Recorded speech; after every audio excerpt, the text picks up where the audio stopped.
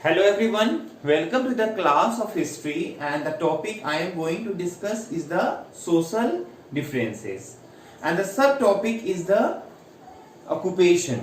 तो चलिए सबसे पहले हम कास्ट सिस्टम के बारे में जानते हैं। हमारे समाज में ये कास्ट सिस्टम क्या है। तो कास्ट जो शब्द है यानी कि जाति, जो आप भली भांति से परिचित हैं, जो हमारे में जो है समाज में सोशल जो कैटेगरीज हैं, हाँ, उसको ये बताता है, वर्ग को बताता है। और जैसा कि आपने इससे पहले पढ़ा था कि जो धर्म सूत्र और धर्म शास्त्र है जिसको दैविक मान्यताएं दी गई हैं, ब्राह्मण्स के अनुसार ये दैविक मान्यता इनको दिया गया, यानी कि इस सूत्र को मानना, इस नियम को मानना जो है ये ईश्वर के द्वारा ये बताया गया नियम है, जैसा कि इस किताब के माध्यम से जो है जानकारी मिलती है। और इस किताब के अनुसार जो है, धर्मशास्त्र के अनुसार जो है, ब्राह्मण को जो है सबसे पहला रैंक दिया गया है। और अगर हम आखिरी रैंक की बात करें, यानी कि इस पुस्तक के अनुसार, इस नियम के अनुसार जो है 4 वर्गों में समाज को बांटा गया है, जिसमें सबसे पहला दर्जा ब्राह्मण को दिया गया है और लास्ट जो दर्जा है वो किसको दिया गया है, शूद्र, जिसको हम अनटचेबल्स भी बोलते हैं। ठीक है, तो ये था, इनको सबसे नीचे का दर्जा दिया गया है। एक और बात है कि ये दर्जा कैसे दिया जाता था। तो ये जो दर्जा है ये डिटरमाइंड है, ये बर्थ के अनुसार होता था, यानी कि जो व्यक्ति जिस समाज में जन्म लेते थे, उनको उनके अनुसार ही उनका काम होता था समाज में, यानी कि जन्म के अनुसार कार्य का निर्धारण किया गया था। तो चलिए अब हम कार्य के बारे में, ऑक्युपेशन के बारे में जानते हैं। तो फर्स्ट जो ऑक्युपेशन है, तो उससे पहले जो मैं बता दूं कि समाज को 4 वर्गों में बांटा गया था और ये उस समय वर्ण सिस्टम थे, जिनमें सबसे पहला आता है ब्राह्मण्स का। ठीक है, तो ब्राह्मण के क्या काम थे? तो उनका काम था जो वेद की पढ़ाई करना, वेदों की शिक्षा देना, यज्ञ करना और यज्ञ करवाना, इसके अलावा दान देना और लेना। तो ये सारे काम ब्राह्मणों के थे। दूसरे कार्य की अगर हम बात करें, दूसरे जो वर्ग हैं वो आते हैं क्षत्रिय, जिनमें उनका काम था युद्ध करना, लोगों की रक्षा करना, इसके अलावा न्याय करना, समाज में जो जस्टिस है ये इनके इसी वर्ग के द्वारा ये काम सौंपा गया था, इनको ही न्याय करना था। इसके अलावा वेद की पढ़ाई करनी, हाँ, यज्ञ करना और दान देना, ये सारे जो कार्य हैं ये क्षत्रियों के थे। अब आइए हम थर्ड कैटेगरीज के बारे में जानते हैं, तीसरे वर्ग के बारे में। जो वैश्य और अन्य जो वर्ग थे उनको क्या दिया गया था? तो खेती करना, एग्रीकल्चर, ये इनका काम था। इसके अलावा पेस्टोलिज और ट्रेड, यानी कि जो पशु चराने वाले जो लोग थे, पशु जो पालते थे, जानवर, गाय, भैंस, बकरी वगैरह, और व्यापार करना, तो ये तीसरे वर्ग का काम था। अब जो लास्ट जो है, जो चौथा जो वर्ण है जिनमें शूद्र को डाला गया, इनका सिर्फ एक ही काम था। तो क्या? तो ये जो ऊपर के जो 3 कैटेगरीज हैं, 3 जो वर्ग के लोग हैं, इनकी सेवा करना। तो इस तरह से आपने जाना कि ऑक्युपेशंस जो है, यानी कि पेशा, जो काम है, ये वर्ण के आधार पर ही निश्चित था। लेकिन इस चीज को, इस नियम का पालन करना इतना आसान नहीं था। तो इसके लिए उन्होंने क्या किया कि कुछ स्ट्रेटजीज अपनाए, यानी तरीके अपनाए, ताकि लोग इसका पालन कर सके। तो उन्होंने सबसे पहले क्या किया कि ये जो नॉर्म्स है, जो नियम है, उसके ऊपर जो है जोर देना शुरू किया। तो जोर में क्या किया? उन्होंने यह बताया कि ये जो वर्ण सिस्टम है, यानी ये काम जो करने का तरीका है, ये हमारे द्वारा नहीं है, ये दैवीय व्यवस्था, यानी कि ईश्वर के द्वारा, गॉड के द्वारा ये बनाया गया चीज है, हमने इसको नहीं किया है। ये सब उनकी आदेश से हो रहा है। और इस तरह से लोगों का एडवाइस जो है वो विश्वास में लेने की कोशिश की। सेकंड, उन्होंने क्या तरीके अपनाए कि उन्होंने राजा को उपदेश देना शुरू किया, यानी कि राजा को बताया कि उनके राजमहल में, उनके जो नगर में जो है, इस नियम का पालन हो, यानी कि जो नॉर्म्स हैं, धर्म सूत्र के वर्ण जो सिस्टम है उसका पालन उनके शासन राज्य में हो। और इस तरह से जो है उन्होंने यह भी लोगों को समझाया कि जो वर्ण सिस्टम है या जो काम का जो है वो किस वर्ग किस चीज पे आधारित होता है, ये जन्म के आधार पे, यानी कि जो जिस वर्ण में जन्म लेंगे उनको वही काम करना है। इस चीज को उन्होंने डिटरमाइन किया। लेकिन सबके लिए मानना बहुत आसान नहीं था, बहुत लोग इस चीज को नहीं मानने के लिए तैयार थे, और उन्होंने लगातार, ब्राह्मण्स ने इस चीज को लगातार प्रयास किया, और उसके लिए उन्होंने कई सारे जो है टेक्स्ट का सहारा ले, जैसे महाभारत में इस चीज के बारे में लिखा है, या और कई सारे जो टेक्स्ट हैं उसमें वर्ण सिस्टम के बारे में जो है वो जोड़ दिया है।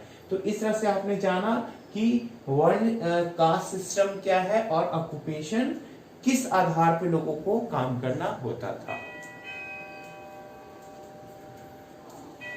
So our next topic is the non-क्षत्रिय kings, यानी कि हम लोग जो वर्ण है उसके बारे में हमने पढ़ा, और अब उससे ही रिलेटेड कुछ समाज के बारे में जानते हैं। लेकिन उससे पहले मैं इस टॉपिक से रिलेटेड एक छोटी सी स्टोरी आपको सुनाना चाहता हूं, और ये महाभारत से ली गई है, और एक छोटा सा इसका एक सारांश है जिसको आदि परवान के नाम से जाना गया है। तो ये कहानी है एकलव्य की और गुरु द्रोण की, यानी कि गुरु द्रोण जो है पांडवों को तीर आर्चरी यानी कि तीर धनुष सिखाया करते थे, और उन्हीं में से एक बार ये घटना है कि एकलव्य जो कि निषाद यानी कि हंटिंग कम्युनिटी से रिलेट करता है, वो गुरु द्रोण के पास आया कि मैंने आपका काफी नाम सुन रखा है, मैं भी तीरंदाजी आपसे सीखना चाहता हूं। जैसा कि हमने शास्त्र के बारे में पढ़ा, और गुरु द्रोण जो ब्राह्मण थे और वो शास्त्र को फॉलो करते थे, यानी कि जो धर्म सूत्र है, वर्ण सिस्टम है, उसको वो फॉलो करते थे। तो उन्होंने बोला कि नहीं, मैं तुम्हें तीर धनुष जो आर्चरी है मैं नहीं सिखाऊंगा, क्योंकि ये शास्त्र के धर्म के खिलाफ है, और उन्होंने उसको सिखाने से इनकार कर दिया। लेकिन एकलव्य के अंदर तो काफी डिजायर थी कि नहीं, मैं तो सीख के रहूंगा। वो वापस घर नहीं गया, वो उसी जंगल में वहां उसने गुरु द्रोण की मिट्टी की प्रतिमा बनाई, और उनको अपना गुरु मान करके जो है अभ्यास करना शुरू कर दिया। और एक कहावत ही है, practice makes a man perfect. जी हाँ, ये कहावत बिल्कुल वहां पे सही हुई। काफी वो एक बढ़िया जो है धनुर्धर बन गया। एक दिन की घटना है कि कुरु वंश के राजकुमार शिकार करने के लिए जंगल में गए, और जंगल में शिकार करने के लिए अपने जो डॉग है, कुत्ता है, उसको भी साथ में ले गए थे। और उसी जंगल में एकलव्य जो है वो अभ्यास कर रहा था, तीर धनुष चला रहा था, और उसने जो है मृग यानी कि हिरन की छाल पहन रखी थी, क्योंकि वो हंटिंग कम्युनिटी से था, और उस पे कुछ गंदे भी लगे हुए थे। तो यह देख करके कुत्ता जो है वो भौंकने लगा बहुत जोर जोर से, जिससे एकलव्य को क्रोध आ गया, और उसने इस तरीके से तीर चलाई कि कुत्ते का मुंह तो बंद हो गया, लेकिन उसको एक भी खरोच नहीं आई। वापस जब कुत्ता गया तो पांडव ये देख के आश्चर्यचकित हो गए कि ये कौन सा धनुर्धर है, ये कैसे इसने तीर को चलाया है जो कुत्ते के कुत्ता जख्मी भी नहीं हुआ और उसका मुंह बंद हो गया है। तो गुरु द्रोण और उसके शिष्य पांडव जो है इस चीज की तलाश में जंगल में घूमने लगे, और उसी समय अर्जुन ने कहा, गुरु द्रोण, आपने तो मुझे आशीर्वाद दिया था कि इस संसार में तुम्हारे जैसा धनुर्धर कोई नहीं होगा। गुरु द्रोण भी आश्चर्यचकित हो गए कि हाँ भाई, इतना बड़ा तीर चलाने वाला कौन आ गया इस पृथ्वी पे। खैर, उन्होंने जंगल में इसकी तलाश शुरू कर दी। कुछ देर के बाद उन्होंने एकलव्य को जंगल में देखा और उससे पूछा कि ये किसने मारा है? तो उसने बोला कि मैंने ही मारा है, ये बहुत भूख रहा था। कौन है तुम्हारे गुरु? तो उन्होंने कहा आप ही तो हमारे गुरु हैं। अब गुरु द्रोण भी आश्चर्यचकित कि मैंने इसको सिखाया नहीं और ये मुझे अपना गुरु मान। तो उसने बताया कि मैंने आपकी प्रतिमा को बना करके आपको गुरु मान करके ये सीख लिया है। और गुरु द्रोण ने एक तरफ जो है अर्जुन को आशीर्वाद भी दे रखा था। उसने कहा चलो तो फिर मुझे गुरु दक्षिणा दो। एकलव्य ने कहा बिल्कुल जो आप मांगे। तो गुरु द्रोण ने कहा कि मुझे तुम्हारा दाहिने हाथ का अंगूठा चाहिए। बिना कुछ सोचे समझे उसने दाहिने हाथ का अंगूठा काट के दे दिया। इससे क्या हो गया? एकलव्य अब पहले जैसा तीर तो चलाता था, लेकिन वो पहले जैसा जो उसमें गति थी वाण की वो नहीं कर पाता था। तो इस तरह से गुरु द्रोण ने अपनी बात को कर ली। तो ये देखा आपने कि कैसे शास्त्र को पहले फॉलो किया जाता था, लेकिन ऐसा नहीं है कि समाज में एक ही है। उसी के बारे में अभी कुछ चर्चा करेंगे क्या था। तो शास्त्र के अनुसार जैसा कि क्लियर था कि क्षत्रिय ही राजा बन सकते थे, उनका ही अधिकार था, उनका ही कर्तव्य था। और लेकिन ऐसा नहीं है। इस चीज को समाज में जब देखा गया तो और भी कई वर्ग जो है रूलिंग यानी कि उन्होंने समाज में चलाया है। जैसे कि यहाँ पे सबसे बड़ी बात है मौर्य वंश के शासक, जो चंद्रगुप्त मौर्य जिन्होंने मौर्य वंश की स्थापना की थी और अशोक जिनके पोते थे, उनके बारे में जब मालूम किया गया तो बुद्धिस्ट टेक्स्ट के अनुसार वो क्षत्रिय थे, लेकिन ब्राह्मणों का मानना था कि जो चंद्रगुप्त मौर्य वो जो है निम्न वर्ग से रिलेटेड थे। इस चीज अब ये तो काफी भाई डिबेट की बात हो गई। और भी चीज तलाश की गई तो मालूम चला कि जो सुगनाज है, जो कन्वाज हैं, जो कि मौर्य वंश के संस्था जो वो भी सक्सेसर रहे हैं, वो भी क्या थे? तो वो भी ब्राह्मण थे। साकाज जो कि सेंट्रल एशिया से आए थे, वो मलेच जो कि वो भी निम्न वर्ग से जाना गया है। तो इस तरह से जो है हाँ, और भी जैसे सतवाहन जो डायनेस्टी है, तो गोमती पुत्र जो है श्री सतकानी, वो भी जो है ब्राह्मण थे। और उन्होंने तो कई सारे चीजें नियम निकाली। जैसे उन्होंने कहा ये जो है इंटर मैरिज जो है जो 4 वर्ण के अंदर है उस पर रोक लगा दी। तो इस तरह से जो है कुछ ऐसे वर्ग थे जो वर्ण सिस्टम को नहीं मानते थे, धर्म सूत्र को नहीं मानते थे।